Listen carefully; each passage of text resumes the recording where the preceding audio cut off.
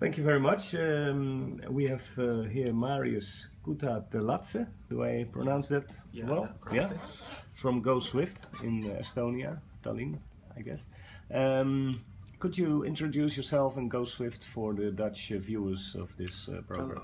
Our company GoSwift was started like spin-off in 2011, and we are dealing with queue management systems and queuing for large or difficult place to go. For example, for border crossing points, and from this year we are dealing with queuing for tourist attractions also, and for ports and harbors and terminals. Yeah, very interesting, because when you see the political situation and the situation of the Middle East and everything, so the people come into Europe, and you hear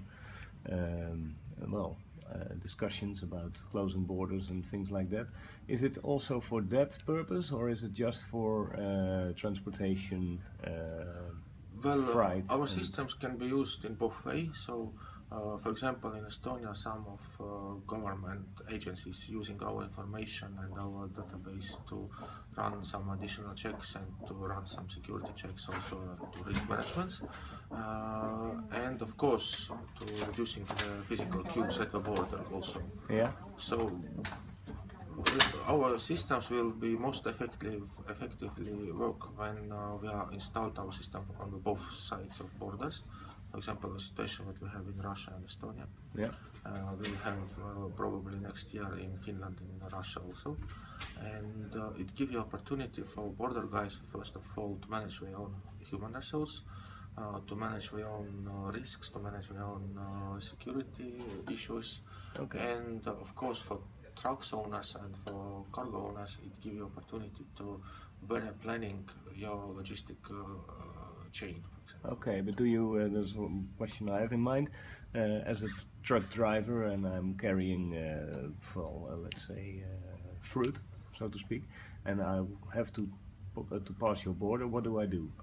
Well, still you will be registered in our queue, yeah. But we will send you to border at the first window that we have. So not only the first window, but at, basically at the next, within 1 hour you will be at the border. You can manage the load of the number of trucks. Loads, and based on our experience, we can now produce, for example, and make some prognosis about how many trucks will come at the border next week.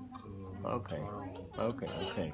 And for instance, in the tourist attractions, how does it go then? You reserve a time to go there, or what?